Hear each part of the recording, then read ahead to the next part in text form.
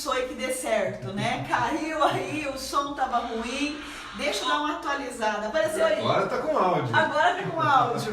Ai, que ótimo. Então o áudio voltou, tá? Tô entrando, então confirma, pessoal. Vamos aguardar o pessoal entrando. O professor Luiz também já fez um novo teste, ver se ele consegue entrar agora. Se Deus quiser, vai dar certo, né? Então, de Natal aí pro Brasil inteiro, ele vai compartilhar com a gente, tá? Como eu falei, o professor Luiz é uma pessoa que tem muito conhecimento, é auditor do trabalho e faz parte lá do GT Confederativo do E-Social. Olá, professor Luiz, tudo bem?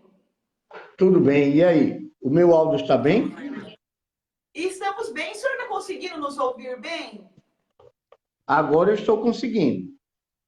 Ótimo. Então vamos dar uma olhadinha se mais alguém. Polly, confirma pra gente se continua sem áudio. William, verifica se melhorou, porque está sendo um desafio. Deixa eu dar um F5 aqui para aparecer a live, para ver se eu consigo. Voltou? Voltou. Ah, então excelente. Professor Luiz, boa tarde. Boa tarde, Eusa. Boa tarde, Aqui. Roberto. Boa tarde, professor. Tudo bom? Tudo bom. Que bom, para a gente é uma honra ter o senhor aqui compartilhando seus conhecimentos como professor, né? E a nossa ideia é justamente, professor Luiz, eu acredito que o senhor também deve ter tido uma enxurrada de mensagens no WhatsApp. Eu também tive, também vi nos grupos e muita gente em dúvida. Poxa, acabou a social? Porque no jornal, em algumas mídias aparece pinga social. E isso não é bem verdade. O senhor quer compartilhar algo, professor? Sim, primeiramente também, conforme você já disse, deixar registrado que eu estou falando aqui enquanto professor, enquanto estudioso do assunto, não tem aqui nenhum pronunciamento oficial e se viesse a ser feito, será feito pelo comitê gestor através do portal da social. Mas nós temos uma diferença. Quem viu aí a tramitação da medida provisória lembra que em um determinado momento, aquele artigo, se não me engano, é o 16 ou 17, não lembro agora, 16. Ele dizia, houve uma época que ele dizia claramente que fica extinto o E-Social. Essa redação mudou e a redação que está na lei sancionada é que o E-Social será substituído por um sistema simplificado. Chegou no momento também que a redação desse artigo dizia que ele seria substituído a partir de janeiro de 2020. Essa redação que está na lei sancionada, ela não estabeleceu o prazo, mas diz que será substituído, não diz quando, e aí já tem algumas pessoas interpretando que é a partir de hoje, a partir do dia do início da vigência da lei. Eu até concordo que essa interpretação seria possível se estivesse dito está substituído. Ele é substituído, mas como ele disse que será substituído, acredito que a melhor interpretação é que será substituído por outro, tão logo a Secretaria Especial de Previdência e Trabalho publique o cronograma publique a versão desse novo sistema e publique o cronograma de implantação dessa nova versão. Mas confesso que reconheço que a redação, como ele diz, será substituído algumas pessoas, e como foi vetado o artigo que estabelecia o prazo de início de vigência, que é o chamado vacatio legis, o artigo que dizia que a lei entra em vigor 120 dias depois, ele foi vetado, então a lei entrou em vigor na sexta-feira, no dia da sua publicação. Mas ainda tem a questão aí do verbo, já que ele não diz, ele está sendo substituído, ele diz será substituído, dá para se interpretar que essa substituição ela não ocorreu na segunda-feira, e sim ela irá ocorrer quando a Secretaria Especial publicar a nova versão e o cronograma de implantação. E o que é interessante, né, professor Luiz, é que justamente quando você olha no portal do E-Social, já foi publicado lá a revisão dos layouts, que inclusive entra agora em outubro para teste. Mas ali é a primeira fase da simplificação, né? Essa que já, salvo engano, entra em produção essa semana. Mas é essa outra simplificação mais radical, que é a determinada aí pelo artigo 16, essa aí precisa da publicação de uma nova versão de layout que vai entrar em vigor, entrar em produção de acordo com o cronograma que a Secretaria venha publicar. E uma coisa que é muito importante porque no portal do Social fala, a previsão de publicação é no dia 30 de setembro. Então, haverá uma publicação, falará sobre o cronograma, só que um ponto, professor, que eu percebo é que as pessoas, muitas começam a parar de enviar o social. E é isso que a gente fala assim, não, você precisa continuar enviando e vai ser substituído, não vai vir informações do novo e-social. Mas o ponto que eu percebo empresas, profissionais, continuem cumprindo, ele continua sendo necessário. O senhor concorda com isso? Porque eu estou vendo muita gente achar que caiu o decreto 8373 de 2014, e não é bem assim. Eu compartilho da sua opinião. As empresas continuam obrigadas a enviar as informações e não houve aí, na nossa interpretação, revogação do decreto 8373. Posso dar uma opinião também? Até eu vi a Tatiana Goff, ela entrou aí, um abraço, Tatiana. A gente fez uma palestra mês passado. Assim, analisando tecnicamente a questão dos softwares, né? Quando você fala em não aproveitamento de uma base de dados gigantesca, que foi a que teve até hoje, enfim, não tem, é impossível você não aproveitar essa base de dados que já foi alimentada, né? Aliás, é uma base que o governo já tinha, realimentou e agora vai jogar fora de novo. Não tem como. Eles vão continuar com a mesma base, vai ser daqui para frente. Eles não acho que esse programa que vai substituir não vai substituir 100%. Né? Ele vai começar de um ponto para frente simplificado. Só isso. Sim, E até o professor, veja se o professor concorda, porque eu entendo que uma das premissas nesse novo social, nessa simplificação, é justamente simplificar e não perder, para que as empresas não tenham novos gastos, né, novos investimentos nesse sentido. Então, esse é o ponto. Tudo aquilo que você fez, continua fazendo, continua enviando. O que vai vir vai ser simplificação. E o objetivo é que espera-se que seja um ajuste de cronograma e que mais eventos sejam simplificados, mas não no sentido de perder tudo que foi feito. Você não perdeu o investimento em cursos, estudo, em tecnologia que você fez. Todo o trabalho que você fez para regularizar a sua empresa continua aí em pleno vigor. Sim, exatamente. Isso é o que diz aquela nota conjunta, que dando a garantia de que todo o investimento, tudo que as empresas já construíram até agora será respeitado, e o que vai ocorrer é que uma quantidade menor de informação será prestada, talvez algumas regras de validação serão flexibilizadas para permitir que as empresas enviem as informações com mais facilidade, pelo menos nesse momento inicial. É isso que nós acreditamos que irá ocorrer aí nesse processo de simplificação. Professor, eu vou passar para o senhor uma pergunta da Conce, né? Boa tarde. Então, deveremos manter o cronograma do social e das obrigações acessórias até entrar no novo cronograma? A nossa opinião, sim. Até que entre outro cronograma, esse cronograma atual continua em vigor, né?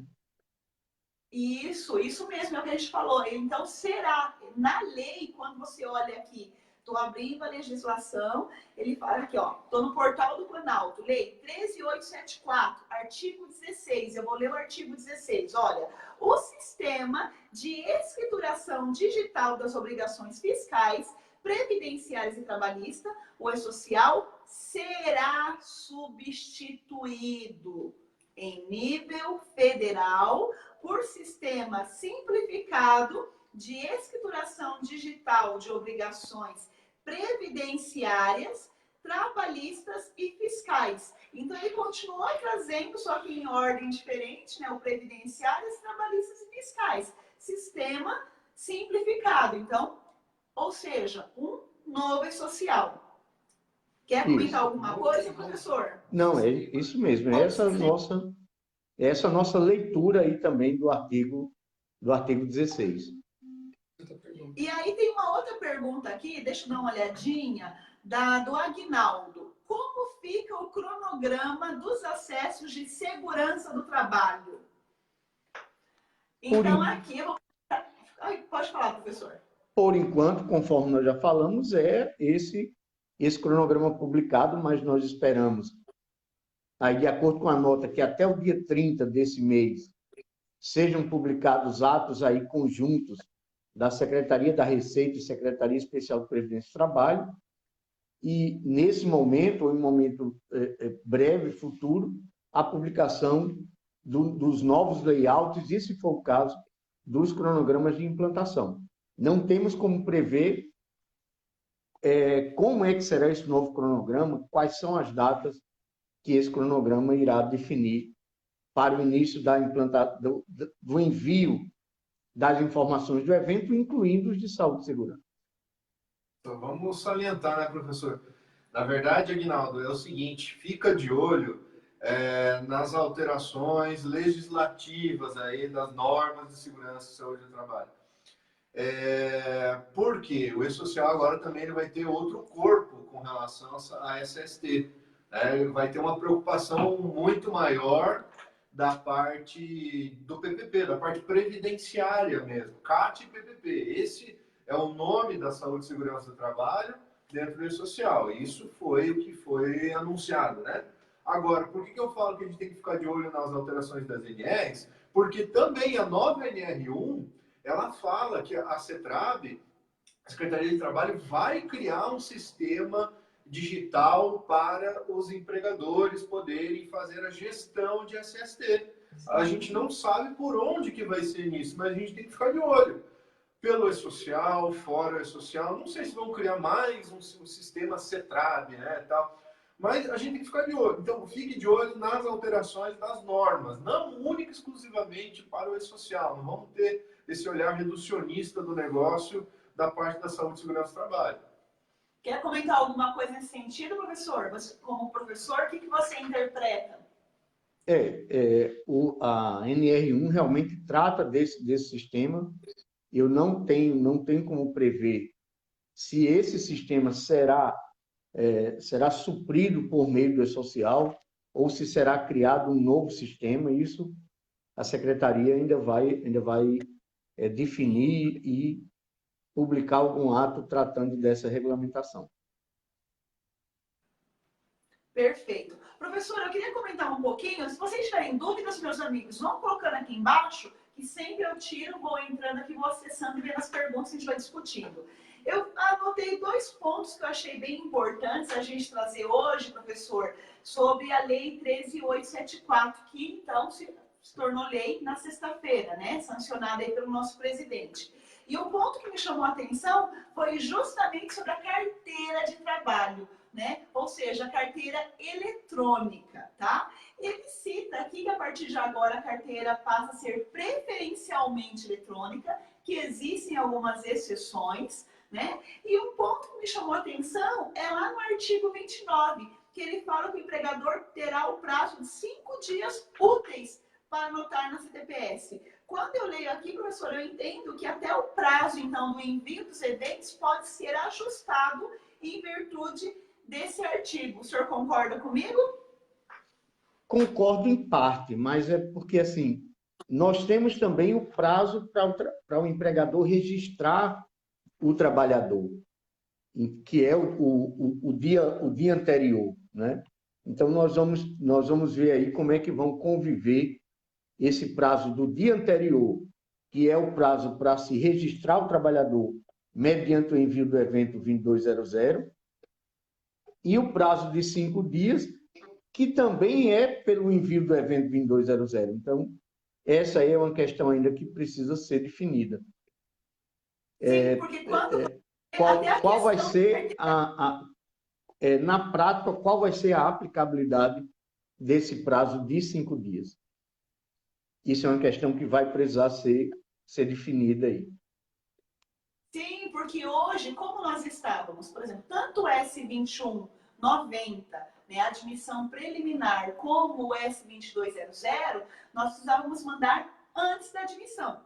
Só que, por exemplo, quando eu falo do S2190, ele tem informações básicas. Para alimentar a carteira de trabalho, eu entendo que já o que existia nos layouts não são suficientes. Eu precisarei de mais informações. Por quê? Para que ele consiga alimentar a carteira de trabalho. Então, esse é um evento que eu acredito que também deva passar por novas informações sendo necessárias. O senhor concorda comigo? Concordo, porque quando ele foi pensado ainda sem o E-Social substituir a carteira, a carteira, né? Agora, com a lei dizendo que a carteira será preferencialmente digital, acredito sim que o S2190 terá de ter as informações ampliadas para conseguir suprir aí essa necessidade de lançamento das informações na carteira digital.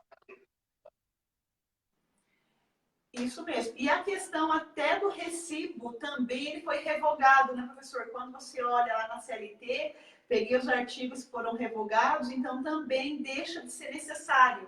Né? Ele também traz essa... Deixa eu pegar aqui o artigo certinho. Aqui, ó, no artigo 16, parágrafo daqui. Parágrafo 6º. A comunicação... isso. Parágrafo aqui tá. A comunicação pelo trabalhador do número da inscrição no CPF ao empregador equivale à apresentação da CTPS em meio digital. Dispensado o empregador da emissão de recibo. Naquele recibo que antes era necessário, para fins digitais, não existe mais. Não existe por quê? Preço social, então...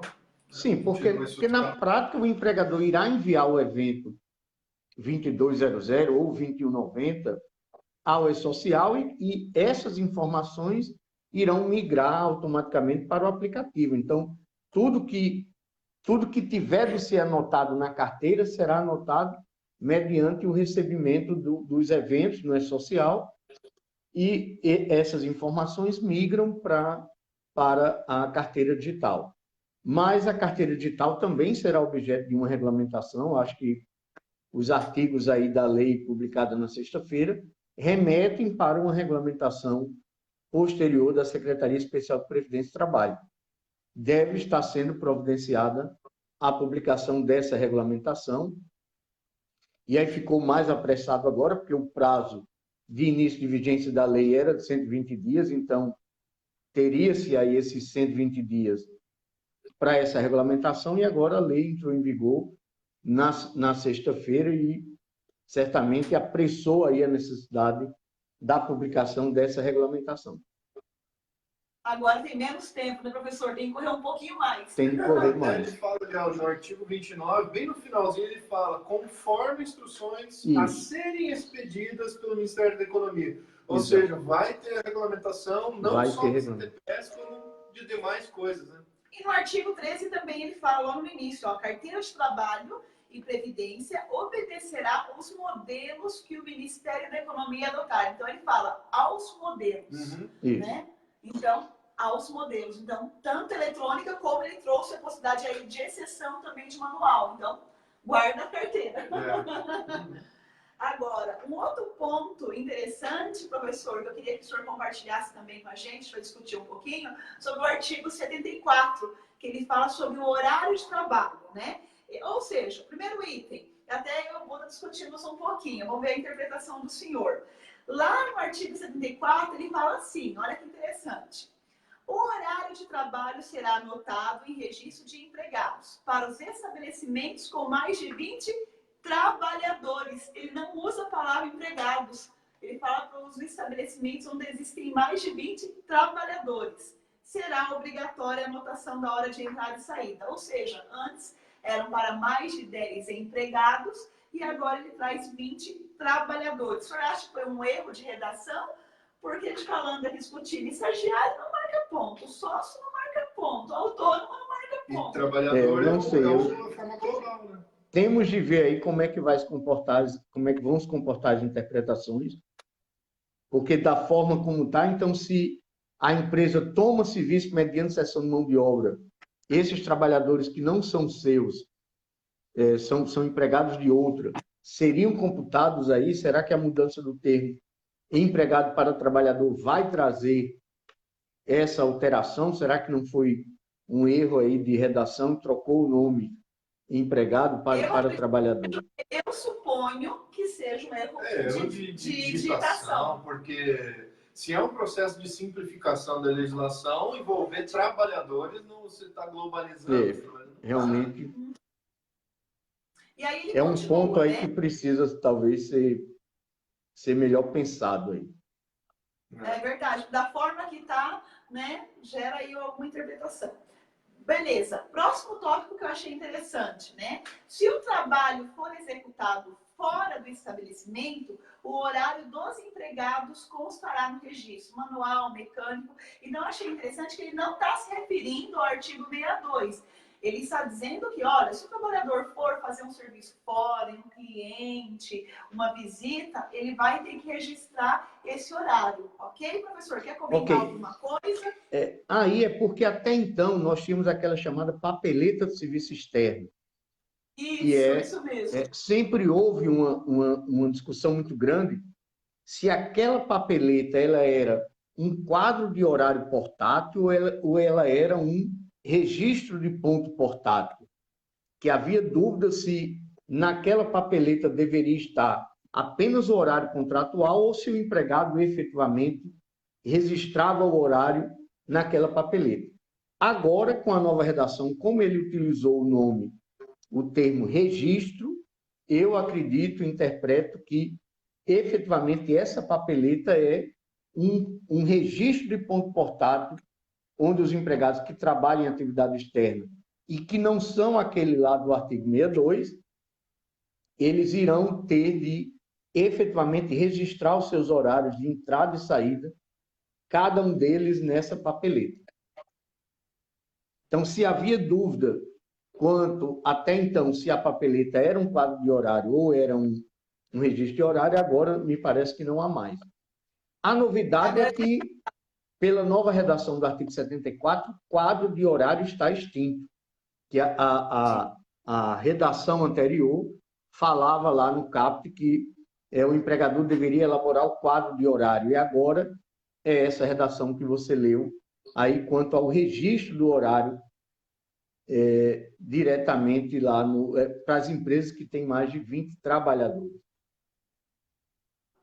Isso mesmo. E aí, o parágrafo 4º eu também achei muito interessante. Eu achei bacana e eu acho que vale uma análise de cada empresa, né, Budem? A gente discutiu se faz esse acordo individual, se não faz, né? O que ele trouxe de novidade no parágrafo 4º? Olha, fica permitida a utilização de registro de ponto por exceção à jornada regular de trabalho, mediante acordo individual escrito, convenção coletiva ou acordo coletivo. Então, aí é mais uma nova possibilidade.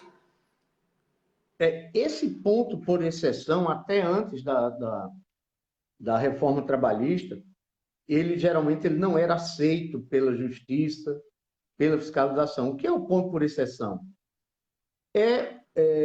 Aquele ponto que o trabalhador só tem de registrar quando ele entra ou quando ele sai fora do horário previsto.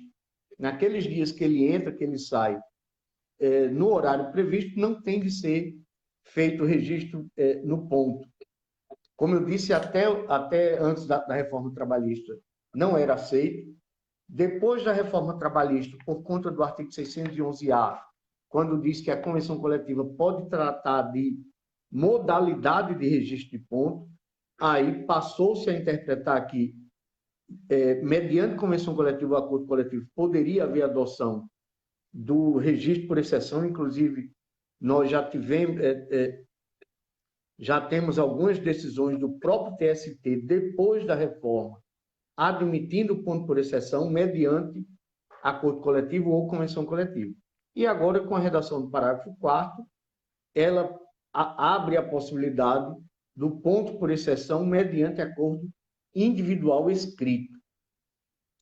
Mas nós só temos a aproveitar aí para dar um reforço aí para as pessoas que militam na área trabalhista de um certo risco, um certo perigo aí quando os empregadores adotam esse ponto por exceção.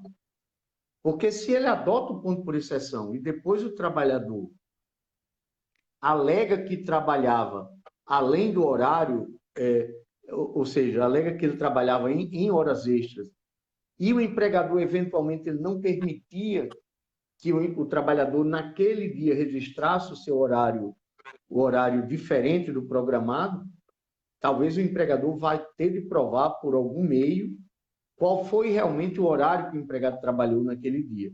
Isso pode vir a criar alguma dificuldade para os empregadores, né?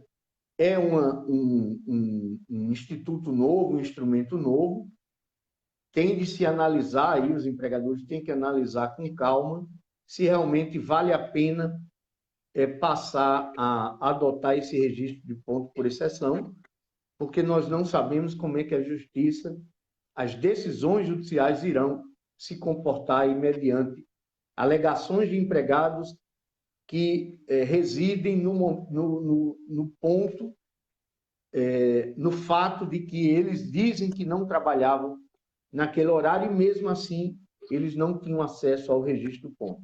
É um ponto que precisa ser analisado aí com um certo cuidado pelos empregadores, que isso pode vir a gerar possíveis discussões posteriores. E eu entendo, professor, eu já passei em vários tipos de empresas e uma dificuldade que eu já enxerguei são em startups, empresas de TI, porque muitas vezes a legislação ela traz, né? Olha, antes era a partir de 10 empregados tinha que ter o controle, agora passou para 20. Mas empresas que têm um número maior, muitas vezes tinha a dificuldade. Eu acho que para essas empresas pode ser uma possibilidade positiva, porque é realmente essa dinâmica do novo cenário, novo ambiente de trabalho, porém, o senhor falou tudo, né? Eu acho que, acredito que vale uma reflexão, porque em uma reclamatória trabalhista, o ônus de comprovação aí é do empregador. Então, o empregador vai ter que realmente comprovar que ele não passava do horário. Então, acho que realmente é um ponto que tem que ser analisado com bastante cautela. Tem que pensar que no Brasil a gente tem 3 poderes e os 3 são autônomos. A parte judicial pode entender do bem que quiser essa parte do trabalhador, já pensando, não vou nem falar em funcionário, vou falar de trabalhador, já. Sim. Moderno, vai falar uma lei. Isso. Olha, a Lucivânia falou, você está mandando muito bem, Ilza. Obrigada, Lucivânia. Estamos com 2 feras aqui, né? Depois vamos ver se pergunta. O Plínio tem uma pergunta. Professores, como enxergam essas mudanças? Positivas, negativas ou o governo está com dificuldade de simplificar? Quer comentar alguma coisa, professor? Buda? Quais mudanças em relação à lei, em relação ao E-Social, em relação a tudo? O Plínio não fala aqui exatamente. Eu acredito que em relação a tudo, teve a legislação aí, mas como ele fala de dificuldade em simplificar, eu acredito que seja talvez social. seja em relação ao E-Social. Eu acho assim que a diminuição de informação, a flexibilização de algumas regras de validação, talvez elas sejam positivas nesse momento de implantação, né, até que as empresas consigam realmente deixar os seus sistemas redondinhos para conseguir enviar as informações. Mas, por outro lado, a flexibilização de validação irá permitir que informações que eventualmente representam alguma inconsistência irão conseguir ser enviadas ao E-Social. Isso não é bom, pelo menos a médio e a longo prazo, pois irá permitir o povoamento dos cadastros oficiais com informações que nós não temos uma certa garantia que realmente elas estão consistentes. Teoricamente, quanto mais regra de validação, quanto mais testes sejam realizados no momento do recebimento da informação, isso irá contribuir com a melhoria da qualidade da informação prestada. Mas, talvez, nesse momento, a melhor política seja realmente flexibilizar algumas validações para permitir o envio das informações e mais na frente, depois de um certo tempo em que as empresas já estejam conseguindo enviar com facilidade as informações, seja o momento de ser realizado algum ajuste.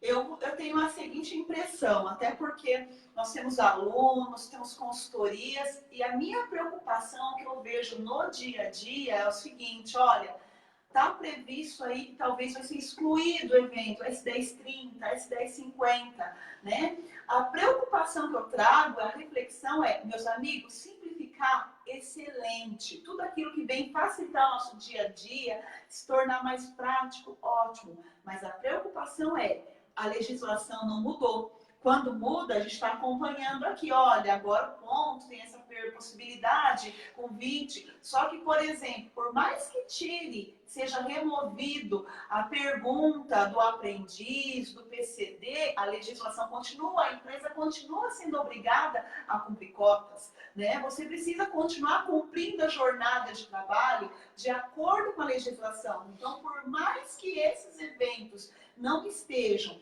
e que realmente faça parte da simplificação, a minha reflexão é, tomem cuidado, porque a legislação está em pleno vigor. E como bem disse o professor, o porém não é agora, o E-Social vai aceitar, vai diminuir aí algumas regras de validações, só que o risco é a médio e longo prazo. E aí, quando você passa por uma fiscalização, é a mesma, olhar no controle de ponto e verificar que o trabalhador fez menos de 1 hora de almoço, você não tem um acordo para isso. Olhar para o seu trabalhador, voltou a trabalhar em menos de 11 horas, é a própria legislação. Então, não é porque está simplificando e algumas informações estão se tornando opcionais ou podem se tornar até mesmo não mais solicitadas, que a legislação mudou. Vocês concordam? Eu concordo e assim, essa parte, eu entendo o seguinte, a simplificação, ela está no tom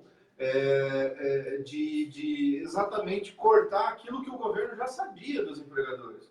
Por que o governo quer saber de mim qual que é meu percentual FAP, sendo que ele já sabe? Sim. Sabe, é nesse sentido que seria o processo de simplificação. Ele já sabe algumas informações.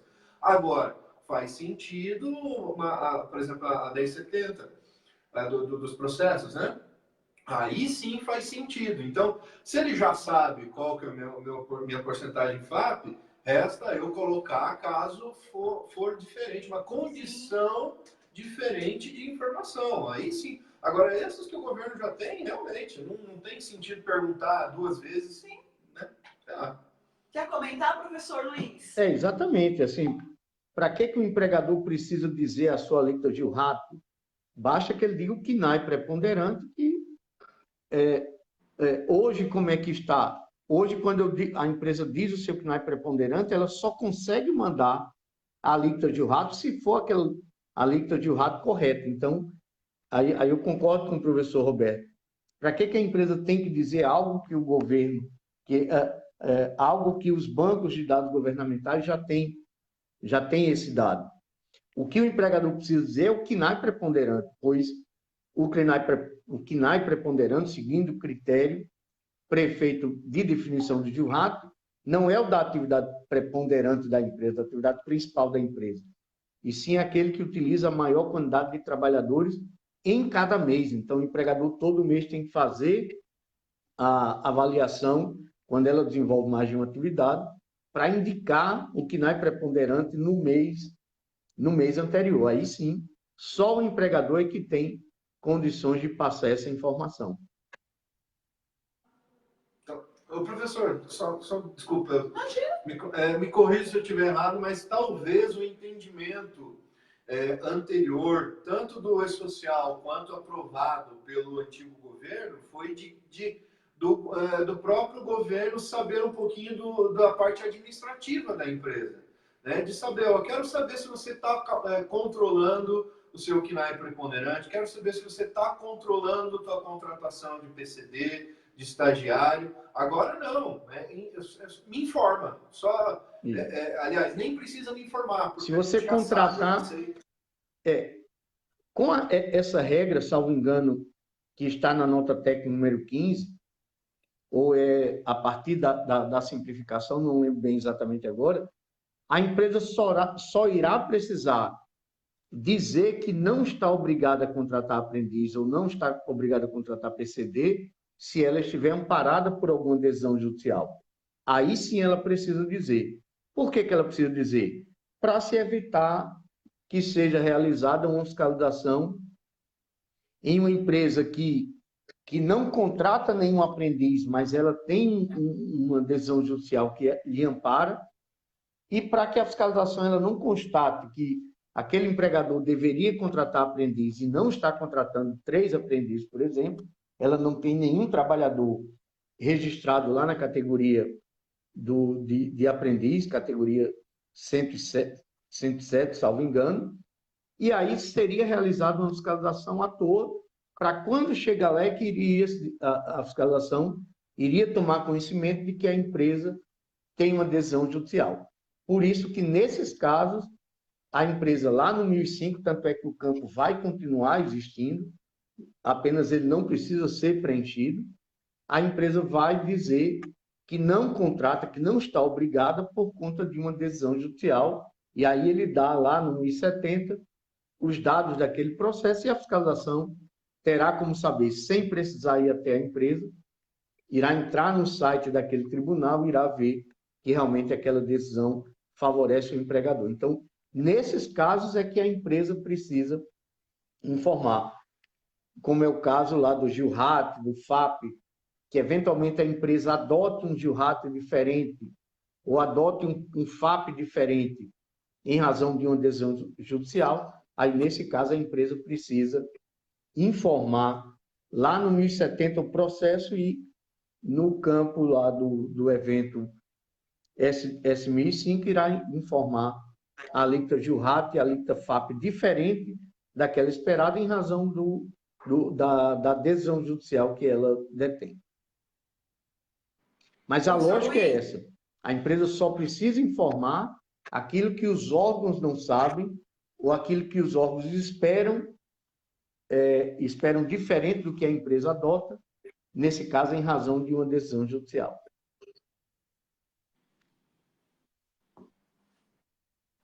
Acho que deu uma falhada no som. A minha, que eu estou lhe ouvindo bem. Está me ouvindo? Ah, legal. Eu olhei aqui. Deleia. Deleia. Desculpa. Eu só posso comprar. Professor, tem uma pergunta aqui do Brasil Magalhães. Boa tarde. Boa tarde, Brasil. Veja com o Luiz se teremos novidades em relação aos horários de professores. Você acredita que tem alguma mudança aí, professor? Sim, tem uma mudança. Já está anunciada lá numa notícia publicada há algumas semanas que nós não vamos ter mais o evento S1050, que é o evento tabela de horários. O horário de todos os trabalhadores será um campo texto dentro do evento 2200. Aquilo que até hoje nós tínhamos um campo texto apenas quando o tipo de jornada do trabalhador era o tipo 9, o caso de um trabalhador em turno ininterrupto de revezamento, o empregador indicava o tipo 9, e aí ele tinha um campo texto para descrever o horário. Agora esse campo texto ele vai ser utilizado para todos os empregados. O empregador ele não vai mais construir a sua tabela de horários, e sim vai informar num campo texto o horário contratual dos empregados.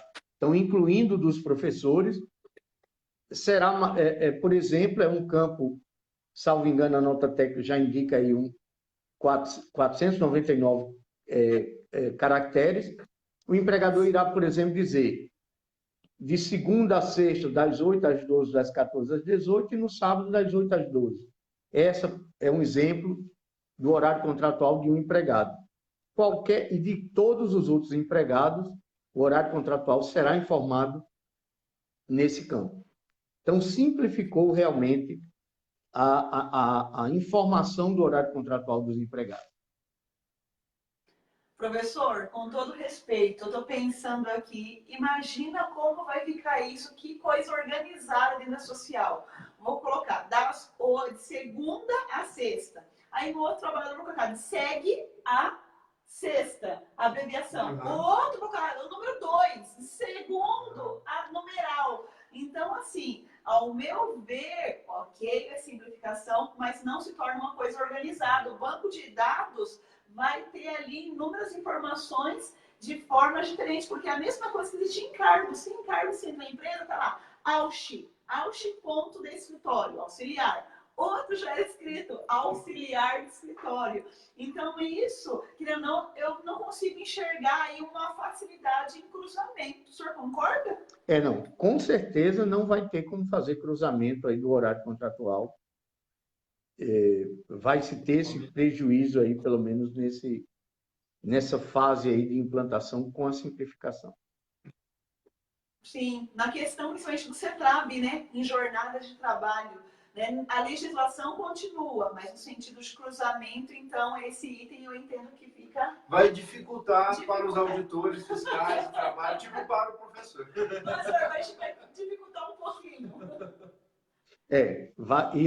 Irá demandar uma análise agora individual de cada informação lançada aí nesse campo.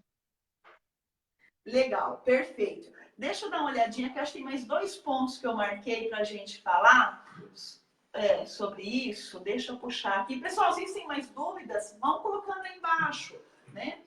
Aqui, documentos públicos digitais. Isso eu achei excelente. Olha, documentos públicos digitalizados terão o mesmo valor jurídico e probatório do documento original. Então, isso eu acho que facilita bastante. Aí eu puxo até no sentido para fiscalização. Quer comentar alguma coisa sobre isso, professor? Então, posso começar a digitalizar a partir de agora? Então, tem plena validade nas fiscalizações? Quanto a isso aí, eu lhe confesso que eu não analisei a lei na íntegra. Eu olhei, por enquanto, nesse final de semana, apenas aqueles artigos que estavam mexendo aí na CLT. Eu não sei ainda o alcance aí da possibilidade dessa digitalização. Temos de ver. Eu não tenho como dar opinião ainda sobre esse ponto. Sim, sim. Eu entendo. E deixa eu até ler um ponto aqui. Nesse artigo, eu achei interessante, ele traz, é o artigo 10º, tá? Mas eu acho que vale realmente a pena e isso vai ser muito positivo para as empresas, porque hoje você tem que guardar documentação aí por muitos anos, né? E agora você consegue, então, ter a facilidade. Então, esse artigo, ele trouxe isso, olha, segundo ele fala, ó, fica autorizado o armazenamento em meio eletrônico, óptico ou equivalente de documentos públicos ou privados, compostos por dados ou por imagens, observado o disposto nessa lei, nas legislações específicas no regulamento. Então, achei isso bem positivo, é algo que vem aí uma novidade, de uma forma que pode contribuir com as empresas. Lógico que vai ter a normatização, vai ter a BNT, a ICP Brasil, regulamentando o que é documento digital, né? A gente só tem que ficar de olho nesses detalhes, não simplesmente salvar um arquivo em JPG e falar, agora eu vou jogar fora o documento original, né? Isso mesmo. E eu quero aproveitar, professor, para agradecer mais uma vez, né? Algumas pessoas entraram depois, agradecer sua presença aqui, participando dessa live. E como nós falamos, nós sabemos que o novo e-social, esse novo sistema, já é uma certeza. E o que eu vou fazer? Eu quero fazer uma semana de eventos, que eu quero trazer ferramentas e técnicas que a gente aplica no dia a dia, nas consultorias, nas empresas, de forma 100% gratuita para vocês. Então, quem tiver afim, quiser participar, receber esse conteúdo, eu vou pedir para colocar um link aqui, a gente vai inserir um link para vocês. Vocês clicam nesse link e vocês vão receber muito conteúdo. Eu quero começar a compartilhar já, preparar vocês para essas mudanças que estão por vir. Ou seja, dia 30 a gente já tem algo aí mais concreto, definido, que virá aí com todos os detalhes e a gente vai estar compartilhando todas essas ferramentas que a gente usa no dia a dia com essa nossa expertise para ajudar quem está do outro lado realmente a passar por isso de uma forma mais objetiva, mais simples. Só que eu quero saber, quem está comigo, clica aqui no link e eu já vou mandar para vocês, a gente vai continuar se falando melhor, tá certo? Ó, o link já está aqui embaixo, tá certo? Professor, quer fazer algum comentário em relação a tudo isso? Quer deixar algum ponto? Quer falar sobre o evento que o senhor vai estar participando? Ah, tá. São 2 pontos. Aproveitar para convidar as pessoas para participar do primeiro encontro gaúcho de profissionais do departamento pessoal. Quem tiver interesse pode procurar na internet que vai encontrar mais informações. Será realizado no dia 10 de outubro. E também avisar as pessoas que não conhecem ainda sobre o MBA Trabalhista e Previdenciário, do qual a Ilza Bispo é aluna lá na turma de São Paulo. O MBA Trabalhista e Previdenciário da BSSP, do qual eu e o José Maia, nós somos o coordenador, os coordenadores do curso. Quem tiver interesse em conhecer mais detalhes sobre esse MBA, basta entrar no site da BSSP, que é bssp.edu.br, e lá terá informações aí sobre ele. Agradecer pelo convite, pela... Viu, professor? Compartilhar no YouTube também, viu? Ok. Para essa informação continuar rodando. Agradecer pelo convite, pela participação aí, pelo prazer de ter aí, juntamente com a Ilza e com o professor Roberto. E espero que tenhamos aí trazido aí alguma luz aí sobre essas alterações. Algumas coisas ainda dependem de regulamentação, mas é isso. Temos de esperar aí para ver as coisas serem definidas. Fantástico, fantástico. E eu quero compartilhar algo com vocês, uma grande novidade. Então, amanhã, toda terça-feira, eu tenho feito sempre uma live, né, às 20 horas, e junto com a querida Poliana Tibúrcio, né? E amanhã nós temos uma grande novidade para compartilhar. Então, estaremos eu, Poliana Tibúrcio e Jéssica Fabro. Então, às 20 horas, eu aguardo vocês para compartilhar essa grande novidade que vem por aí. Não sei, hein? Não, eu juro para você que eu não sei. Então, amanhã a gente vai compartilhar ao vivo. E se vocês também têm dúvida, na sequência a gente vai ter uma live, né? Continuando a nossa live, tirar dúvidas. Se você tem dúvidas, coloca aqui embaixo. Amanhã a gente vai estar respondendo isso ao vivo para vocês, tá certo? Então, professor Luiz, mais uma vez, muito obrigada, né, por participar. É uma honra para a gente ter o senhor aqui junto. Obrigada, Buda, pela visita. E tererê, viu, pessoal? Tererê, geladinho lá do Mato Grosso. Isso, então, muito obrigada a todos que estiveram aqui. Eu espero que vocês tenham gostado, que tenha contribuído.